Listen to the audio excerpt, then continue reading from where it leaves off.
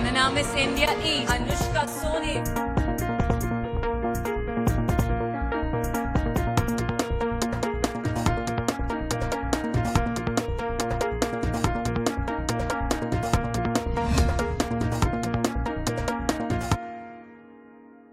नमस्कार, मैं हूं आपके साथ पूजा और आप देख रहे हैं खास मुलाकात। एक मंच ऐसा है जहां सिर्फ ताज ही नहीं मिलता बल्कि खुद को पहचानने और दुनिया को अपनी पहचान दिखाने का मौका मिलता है।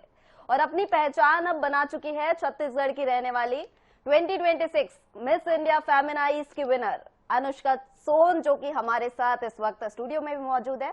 Welcome to INS 24/7 Anushka. सब्बो संवारी मनला जय जोहार। मैनी कॉन्ग्रेचुलेशंस, आपको बहुत प्राउड फील हो रहा है, हमें भी। Femina miss India east Anushka Soni.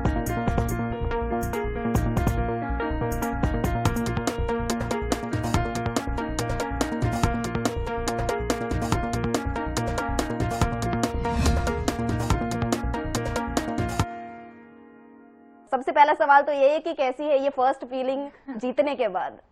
जीतने के बाद जब मैं हर किसी को देख सकती थी, मेरे लिए हर किसी ने चीयर किया था, ऐसा लग रहा था जैसे मैं एक सपना देख रही हूँ।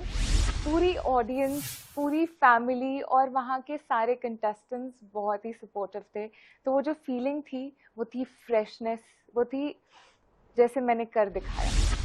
बिल्कुल, सपना तो सच हो ही गया है, लेकिन रियलाइजेशन कब हुआ कि सपना सच हो गया? जब आपको ये पहनाया जा रहा था क्राउन, तो तब फीलिंग आ रही थी ऐसी?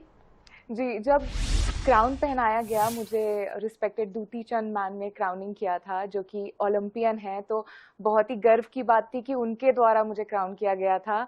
वो मोमेंट, और मैंने जब सामने देखा तो मेरे मॉम, मेरे पूरे फैमिली मेंबर्स वहाँ खड़े थे, चीयर कर रहे थे, अनुष्का यू डिड इट। तो वो मोमेंट था जब मुझे रियलाइज हुआ कि हाँ, फाइनली जिस चीज़ के लिए मैं इतने सालों से मेहनत कर रही थी, आज वो मेरे पास है। बिल्कुल, ये टाइटल आपके पास है, और जैसा आपने बताया कि फैमिली थी, लेकिन इसके बाद और कैसे कैसे लाइफ बदल गई है? पुराने लोगों से मिल रहे होंगे आप, दोस्तों से मिल रहे होंगे, इंटरव्यूज दे रही हैं, कैसे बदलाव महसूस कर रहे हैं लाइफ में? तो बदलाव बोले तो ये कुछ ऐसी चीजें हैं जो मैं पहले भी किया करती थी अपने मन में। मेरा एक सपना था ये सारी चीजें करना। मैं एक समय पे सोची हूँ कि मैं इंटरव्यूज दे रही हूँ, मैं अपने स्टेट के लिए पूरी आवाज बन के बोल रही हूँ एक नेशनल पैजेंट पे। तो ऐसा लग रहा है जैसे मैं अब सच में वो जी रही हूँ जो चीजें मैंने सोची थी। बिल्कुल, आपके कहने से तो यही लग रहा है कि मैनिफेस्टेशन वर्क करता है। जी। तो ठीक है, ये सपना सच हो गया। अब जो सपना सच हुआ उसके पीछे बहुत सारी कहानियां होगी। एक स्टार्ट कैसे मिला आपको? कौन सा साल था जब आपने स्टार्ट किया? कितने एज में स्टार्ट किया? मेरी जर्नी बहुत ही छोटी छोटी चीज़ों से स्टार्ट हुई है। कोई एक ऐसा बहुत ही बड़ा मोमेंट नहीं था जहाँ पे मुझे ये चीज़ रियलाइज़ हुई। जब पहली बार स्टेज पे खड़ी हुई थी स्कूल में, तब लगा कि हाँ, जब मैं बोलती हूँ तो मुझे अच्छा फील होता है। जब मैं अपने पॉइंट्स रखती हूँ, अपनी आवाज़ रखती हूँ, तब मुझे महसूस होता है कि हाँ, मैंने कुछ किया। उस मोमेंट से ही स्टेज पे खड़े रहना मुझे बहुत अच्छा लगता था। उसके बाद धीरे धीरे फेयरवेल में जब मैंने एक्सपीरियंस किया, इंट्रोडक्शन राउंड, क्वेश्चन आंसर्स, तब मुझे लगा कि ये कुछ ऐसा है जो मैं लाइफ लॉन्ग कर सकती हूँ and I will have fun. मैं उसे एंजॉय करूँगी करते हुए। और उसके बाद जब एक डॉक्टर बनी, under privilege societies, orphanages, old age homes जाना तो रेगुलर था, हमारी डेली लाइफ का पार्ट था। वहाँ जाके जब मैंने महिलाओं को, लोगों को देखा, तब मुझे ऐसा लगा कि जब अगर मेरे कुछ कहने से उनके चेहरे पे खुशी आ रही है, तो मुझे ऐसी चीजें करनी चाहिए। आज मैं जब अपने स्टेट के लिए बोलती हूँ तो कितने लोग हैं जो मुझे अप्रिशिएट करते हैं। यही बस वो कारण है जिसकी वजह से मैं इतने आगे आ पाए, और यहाँ तक आके मुझे बहुत ही गर्व महसूस हो रहा है। आपको गर्व हो रहा है, हमें भी गर्व हो रहा है, क्योंकि इतनी कम एज में जहाँ लोगों को पता ही नहीं होता है कि क्या करना है, आपने ये कुछ अचीव कर लिया है। और अभी जितना हम जानते हैं कि आप बस्तर से भी ताल्लुक रखती है, भिलाई से भी रखती है, तो छत्तीसगढ़ के बारे में यहाँ पे आप कहाँ कहाँ से है, कुछ बता सकती है हमें? तो मेरे डैड एक पुलिस ऑफिसर हैं। छत्तीसगढ़ के हर एक कोने में कहा जाए तो मैं रह चुकी हूँ, चाहे बस्तर हो, कोरिया हो, पचमढ़ी हो, जगदलपुर हो। तो स्टार्टिंग तो मैंने जब स्कूलिंग मेरी अच्छे से नहीं हो पाई थी, क्योंकि स्कूल 1 से 2 घंटे दूर हुआ करते थे, या फिर कहीं कहीं जहाँ उनकी पोस्टिंग होती थी वहाँ स्कूल्स उतने ईजिली अवेलेबल नहीं होते थे। तो बस्तर में और उसकी पूरी जगहों में रह के मैंने लोगों के बारे में सीखा। पढ़ाई बाद में शुरू की, क्लास 3 के बाद से जब भिलाई शिफ्ट हो गई। उसके पहले मैंने लाइफ के बारे में सीखा, लोगों के बारे में सीखा, और कितनी अलग हो जाती है लाइफ वहाँ और यहाँ से। जब छत्तीसगढ़ में पहले नक्सलवाद से डर होता था, जो आज बिल्कुल नहीं है, थैंक्स टू आवर गवर्नमेंट। तो मैं जानती हूँ कि जब आज मैं जा रही हूँ बाहर, आज भी लोगों को ये मिसअंडरस्टैंडिंग होती है, आज भी लोगों को लगता है शायद सेफ नहीं है। मैंने इस बार ये ठान लिया था कि जब मैं एक इतने बड़े मंच पे जा रही हूँ तो मैं मेक श्योर करूँ कि मैं सबको बताऊं कि Chhattisgarh is so much more than Naxalites. वो पूरी तरह से आज की डेट में खत्म हो चुके हैं, और अब छत्तीसगढ़ का टूरिज्म, छत्तीसगढ़ की जो नेचुरल चीजें हैं, कल्चर है, खाना है, सब लोगों तक पहुंचना चाहिए। और बहुत ही एक्साइटमेंट हुई मुझे ये चीज करने में। बिल्कुल, ये पर्पस तो आपका लगता है सर्व हो ही गया है, लेकिन ये जर्नी है वो लंबी रही होगी। और जैसा आपने बताया कि बस्तर, फिर भिलाई, और फिर आप बड़े शहरों में और गई, तो पैशन तो एंजॉय हम करते ही हैं, लेकिन कुछ चैलेंजेस, कुछ अप एंड डाउन्स भी होते हैं। इन सब से आप कैसे ओवरकम कर पाई, इनके बारे में भी मैं जानना चाहूंगी। तो जब मैं पहले छोटे शहरों में रहा करती थी, तब ऐसा होता था कि मैं बाहर उतना नहीं जाती थी, जो आसपास के लोग थे उन्हीं से बातचीत होती थी। तो जब स्कूल गई तो मुझे एक्सपीरियंस नहीं था कि लोगों से ज़्यादा बात कैसे करनी है। पढ़ाई में भी उतना ज़्यादा मेरा कोई होल्ड नहीं था उस समय पे। तो चैलेंजेस आते थे कि मुझे बुली और बॉडी शेम किया जाता था। तो वो एक छोटी उम्र में जब आप ये सब चीज़ें देखते हैं, तब आपको लगता है कि शायद हम में कोई कमी है, मुझ में कोई कमी है। तो कुछ समय के लिए तो मैंने सोचा था कि शायद पता नहीं मैं कुछ कर भी पाऊंगी कि नहीं, but thanks to everyone around me, मेरे पेरेंट्स, मेरे रिलेटिव्स, मेरे दादा दादी, नाना नानी, सब ने मुझे सिखाया कि बेटा तुम जैसे हो, तुम हो, और वो तुम्हारी स्पेशलिटी है। तब से मैंने फिर अपने आप को और तराशा, कोशिश किया कि मैं चीज़ें सीखूं, डांसिंग, सिंगिंग और कुछ इंस्ट्रूमेंट्स बजाना। तो जो भी कठिनाइयाँ मेरे लाइफ में आई थी वो मेजरली मेरे बचपन में आई थी। और एक जब मैं नीट की तैयारी कर रही थी, तो नीट मैंने 2 बार दी है। पहली बार में मुझे वो कॉलेज नहीं मिला जो मुझे चाहिए था, तो वो बहुत ही कठिन समय था मेरी लाइफ का, क्योंकि आप फिर से वही उतनी पढ़ाई करना मुश्किल होता है। एंड आई नो कि जितने भी एस्पिरेंट्स हैं वो मुझसे कनेक्ट कर सकते हैं इस चीज़ पे। ये 2 चीज़ें थी जहाँ मुझे बहुत ही कठिनाई महसूस हुई लाइफ में। उसके अलावा तो हर बार मैंने कोशिश की है कि जो भी कठिनाइयाँ थी उन्हें मैं थोड़ा सा मैनेज कर सकूं अपने पॉजिटिव एटीट्यूड। तो काफी कुछ तो आपने ओवरकम किया ही है, लेकिन बहुत सारी चीजें आपने मेंशन भी की कि बहुत सारे टैलेंट्स हैं आपके पास, डांसिंग, ये टैलेंट्स के बारे में भी बताना चाहेंगी? तो बचपन में मुझे पेरेंट्स सारी क्लासेस में डाला हुआ था, तो मैं सिंथेसाइजर सीखा करती थी पहले। तो मैंने कुछ 6 मंथ्स के अराउंड वो सीखा है। सब चीज़ें थोड़ी थोड़ी सीखी हैं। ऐसा नहीं है कि किसी में बहुत ज़्यादा एक्सपीरियंस है मेरा, लेकिन सब चीज़ें मुझे इस लेवल पे आती हैं कि हाँ मैं उसमें परफॉर्म कर सकती हूँ। डांसिंग मुझे बहुत पसंद थी, तो मैंने पहले स्कूल में, हमें केपीएस में थी मैं, तो वहाँ पे मैंने भरतनाट्यम सीखा। उसके बाद मैंने कथक सीखा, फिर मैंने फ्री स्टाइल भी सीखा है। तो कुछ करके सारे डिफरेंट फॉर्म्स में एक्सपीरियंस किया है। एक्टिंग भी मुझे थोड़ी पसंद है, और मुझे चीज़ें एक्सप्लोर करना बहुत पसंद है। बटरफ्लाइज मेरे को बहुत ही क्लोज फील होता है उनके पास, जब मैं उन्हें देखती हूँ तो बहुत ही फैसिनेटिंग लगता है। तो बटरफ्लाइज के ऊपर भी मैं कुछ काम कर रही हूँ। Walk and talk on butterflies attend किया है मैंने रायपुर में। तो कुछ छोटी छोटी चीज़ें होती हैं जो मैं करते रहती हूँ लाइफ में, जिससे मुझे खुशी मिलती है। जैसे बच्चों से मिलना या बुजुर्गों से मिलना। अभी रिसेंटली जब मैं सेलेक्ट हुई थी तो हमारा एक टास्क था गुडनेस, और उसमें मुझे सिर्फ और सिर्फ ख्याल आया कि मुझे बुजुर्गों के पास जाना चाहिए। तो वहाँ जाके मैंने उनका बीपी चेक किया, सबका, उनके साथ समय बिताया, और उनके साथ रहते रहते मुझे इतना इमोशनल फील हो रहा था कि वो ऐसे स्टेट में भी इतने खुश रहते हैं। उनको देख के मुझे मोटिवेशन मिला कि हाँ, खुश रहना चाहिए अपनी लाइफ में हमेशा। बिल्कुल। तो ये सारी चीजें हैं जो मैं करते रहती हूँ लाइफ में। आपकी बातों से तो यही लग रहा है आप फुल ऑफ लाइफ है और पूरी तरह एंजॉय करती हैं। और इतनी सारी चीजें जो आप बता रही है, तो अलग अलग राउंड्स भी होते हैं, टैलेंट राउंड भी होता है, तो ये सारी चीजें क्या आपको हेल्प कर रही थी वहां पर, ये सब राउंड्स में? जी देखिए, सबसे बड़ी चीज़ जिसने मुझे हेल्प की है ये पूरे जर्नी के थ्रू आउट इज़ कि हर पल को एंजॉय करना चाहिए, क्योंकि हर एक पल एक गिफ्ट है। आपके जितने भी लाइफ के मोमेंट्स हैं, हम ये सोचते हैं कि जो एक गोल हमने बना लिया अगर वो हमें मिलेगा तभी हमें खुशी होगी। और मैं ऐसी थी स्टार्टिंग में, जब मैं किसी पैजेंट में जाती थी, मैं बहुत सारे नेशनल पैजेंट्स में गई हूँ, miss tin diva, Miss Earth, और मेरा हमेशा एक मेन गोल होता था कि अगर मुझे क्राउन मिला तभी मैं खुश होंगी। तो जो जर्नी होती थी मैं उतने अच्छे से एंजॉय नहीं कर पाती थी, और जब तक मुझे इस साल के बाद समझ आई तब मैंने हर एक मोमेंट इस जर्नी का एंजॉय किया। और देखिए, आखिर आज मेरे पास ताज है और मैं पहला फेमिना मिस इंडिया का ताज अपने छत्तीसगढ़ के लिए हासिल कर सकती। बिल्कुल, इसलिए तो कहा जाता है कि जर्नी एंजॉय करनी चाहिए।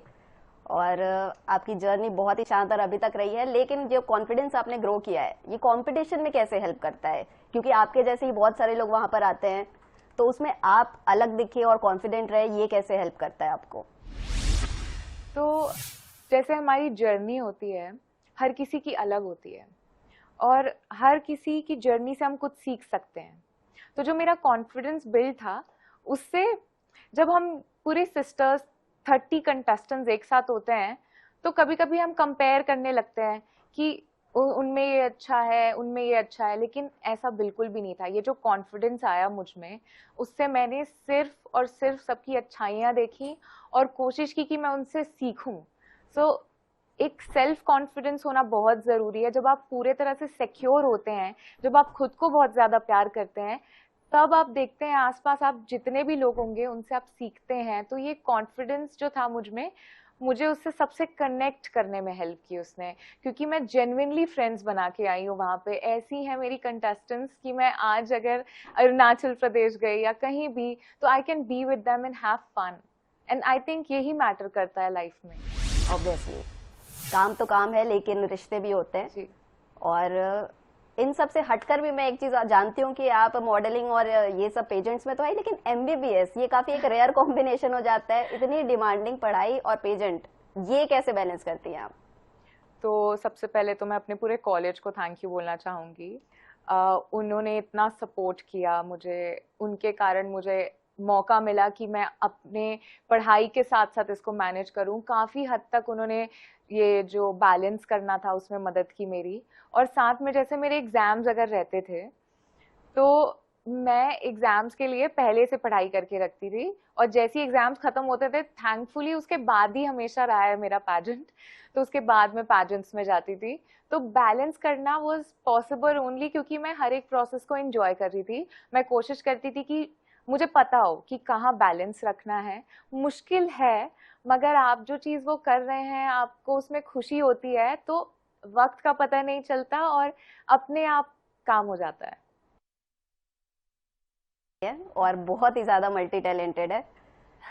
लेकिन ये जो पेजेंट्स होते हैं ना, उसमें एक वर्ड है रियल ब्यूटी। क्या होती है? क्योंकि पर्सनैलिटी तो होती ही है, लुक्स भी होते ही है। आपके हिसाब से रियल ब्यूटी का मतलब क्या है? रियल ब्यूटी, देखिए, जब हम किसी को हंसते देखते हैं तो अंदर से खुशी आती है कि पूरा पूरा रूम का एनवायरनमेंट चेंज हो जाता है। जब कोई हंस रहा होता है, जब कोई खुश होता है, वो एक ऑरा होता है उनके अराउंड। और आई थिंक यही ऑरा है जो सच्ची खूबसूरती बताता है। आप कैसे दिख रहे हैं, कैसे ड्रेसअप कर रहे हैं, ये एक अलग चीज़ है। ब्यूटी पैजेंट्स में हमेशा आपकी पर्सनालिटी और आपके अराउंड लोग कैसा फील कर रहे हैं वो ज़्यादा मैटर करता है। आई थिंक वही ऑरा की एक बात कर रही हैं आप। और थोड़ा सा और जानना चाहते हैं हम आपके बारे में, इसलिए थोड़ा सा इंटरेस्टिंग एक रैपिड फायर मैं आपके साथ करना चाहूंगी, और शॉर्ट ही रहेंगे। इसमें सबसे पहले तो यही पूछूंगी कि रैंप वॉक या फिर operation theatre? Operation theatre. Okay. दिल या फिर दिमाग? अच्छा, दिल। ओके, एक्सप्लेनेशन में बाद में मांगूंगी। ठीक है। आपका गो टू आउटफिट क्या रहता है? गो टू आउटफिट मेरा सूट, कुर्ती। ओके। आपकी सबसे बड़ी ताकत क्या है? सबसे बड़ी ताकत की हार के भी हार नहीं मानना। ओके। एक चीज जो आप अपने बारे में चेंज करना चाहती हैं? बहुत इमोशनल हूँ, रोना बहुत जल्दी आ जाता है मुझे। ओके। आपका रोल मॉडल कौन है? मम्मा। एक शब्द में अगर आप खुद को डिस्क्राइब करेंगी तो क्या होगा वो? डेडिकेटेड। एक चीज जो आपको तुरंत खुश कर सकती है। बच्चे, किड्स। और छत्तीसगढ़ के लिए एक शब्द। छत्तीसगढ़ आधुनिक, डेवलपिंग और पावरफुल। ओके। मुझे नहीं लगता छत्तीसगढ़ को एक वर्ड में डिस्क्राइब किया जा सकता है। बिल्कुल नहीं किया जा सकता। सब में अपनी दुनिया है छत्तीसगढ़ एक। ब्यूटी ऑफ नेचर, ये भी कह सकते हैं। बस्तर या ओके, तो ये रैपिड फायर में तो इतना ही था और काफी कुछ आपके बारे में जानना मिला। अब आप एक्सप्लेनेशन दे सकती है जो आप बता रही थी कि डॉक्टर और रैम्प वॉक या ऑपरेशन थिएटर में, क्योंकि रैम्प वॉक में लोग हमें देखते हैं, ऑपरेशन थिएटर में जब आप खड़े होते हैं तो जो एड्रेनलिन रश होता है उसके कंपैरिजन में कुछ भी नहीं होता। जब आपको पता होता है कि आपकी एक रिस्पॉन्सिबिलिटी है तो आपका पूरा फोकस वहां होता है। आपकी लाइफ में कुछ भी हो रहा हो, आपको कोई फर्क नहीं पड़ेगा, आप बस उस चीज पे कंसंट्रेटेड रहेंगे। तो वो एक बहुत ही अच्छी एक्सपीरियंस नहीं बोल सकते इसे, बहुत ही एक सीरियस माहौल होता है जो कि मुझे अच्छा लगता है कि मैं किसी की मदद कर सकी उस चीज में। आई थिंक बहुत ही नेक पर्पस आपकी लाइफ में आप लेकर चल रही हैं, अच्छी बात है ये सारी। और इससे पहले हमने छत्तीसगढ़ के बारे में बात कर रहे थे, तो किस तरह से आप छत्तीसगढ़ को बढ़ते हुए और देखना चाहती है? अपनी फील्ड से रिलेटेड भी हो सकता है या कुछ और भी। छत्तीसगढ़ इतना ज्यादा खूबसूरत है, वहाँ पे हर एक चीज है, चाहे वाटरफॉल्स हो, चाहे ग्रीनरी हो, चाहे कल्चर हो, कुछ भी ले लो आप, आपको छत्तीसगढ़ में हर एक चीज मिल सकती है। और छत्तीसगढ़ का टूरिज्म अब आगे बढ़े, क्योंकि पहले नक्सली के कारण ऐसा होता था कि नक्सलवाद के कारण लोग डरते थे आने से। अब जब वो चीज नहीं है, अब सब खत्म हो चुका है, तो अब ये मोमेंट है हमारा कि हम अपने कल्चर को, अपनी खूबसूरती को पूरे दुनिया तक पहुंचाएं। तो आजकल जब मैं घूमने गई थी बस्तर कुछ दिन पहले, तो मैंने व्लॉग्स भी बनाए थे उस पे सारी चीजें हैं कि कैसे कुटुमसर केव इज सो ब्यूटीफुल। वहां आप जाओगे, वो डार्कनेस भी इतना खूबसूरत लगता है। वहां के पत्थर, लाइमस्टोन्स से लेकर चित्रकूट तो मेरी फेवरेट जगह है, बचपन में भी जाती थी, अभी भी जब भी मौका मिलता है चले जाती हूँ। और वहां का नेचर, वहां पे ब्यूटीफुल बटरफ्लाईज होते हैं, तो मुझे एक दो ब्यूटीफुल बटरफ्लाईज के साथ इंटरेक्ट भी करने मिला था। पता नहीं वो मेरे हाथ पे बैठ गई थी आके। तो कुछ चीजें हैं ऐसी छत्तीसगढ़ की जो मैं पूरे दुनिया तक पहुंचाना चाहती हूँ, लेकिन मुझे लगता है शुरुआत इसकी टूरिज्म से होनी चाहिए। तो टूरिज्म में एक अच्छी चीज हो सकती है ये। जी। और आपके फ्यूचर प्लान्स और एक लास्ट मैसेज मैं वो चाहूंगी आप लोगों को दें। मेरे फ्यूचर प्लान्स ये हैं कि मैं पहले अपनी इंटर्नशिप करूं, अपनी डिग्री कंप्लीट करूं, कुछ ही दिन बचे हैं उसके बाद मैं छत्तीसगढ़ के सारे एस्पायरिंग मॉडल्स के लिए कुछ कर सकूं, क्योंकि जो मैंने टाइम इन्वेस्ट किया है बेसिकली, वो मैं नहीं चाहती कि 7 साल लग जाए हमारे स्टेट के किसी भी बच्चे को, अगर उन्हें यहाँ तक पहुँचना है। उनके लिए जर्नी बहुत ही आसान बना सकती हूँ मैं अपने नॉलेज से। जहाँ भी मेरे से कुछ हो पाएगा मैं बिल्कुल वो चीज़ करूँगी। और तीसरा, टूरिज्म पे बहुत ज़्यादा फोकस करना चाहूँगी मैं, क्योंकि यहाँ पे कल्चर रिच है, तो वो पूरी दुनिया तक पहुँचना चाहिए। और एक मैसेज ये देना चाहूँगी कि आप सबका बहुत बहुत ही शुक्रिया, आपने मेरे इतने बड़े स्टेज पे सहयोग दिया, आपने मुझे गर्व महसूस कराया कि मैं छत्तीसगढ़ की बेटी हूँ। जो सपोर्ट मुझे मिला, यही है कि हम छत्तीसगढ़ में कितनी ताकत रखते हैं, क्योंकि जब हमारे घर की बेटी को ये सपोर्ट मिलता है तो वो पूरे देश में, पूरी दुनिया में नाम कर सकती है। Thank you so much everyone. Thank you Anushka कि आप भी यहाँ पर आई और अपना टाइम निकाला। आपकी ये जर्नी लोगों को अपने सपनों के आगे भागने में मदद करेगी। Thank you so much. जय जोहार, जय छत्तीसगढ़। तो ये तो थी अनुष्का सोन, एक ऐसा नाम जो सिर्फ एक ताज नहीं बल्कि एक सोच, एक हिम्मत और एक नई पहचान की अब कहानी है। और इसी के साथ इस बुलेटिन में बस इतना ही। आप देखते रहिए INS 24/7। Feminist India East, Anushka Soni।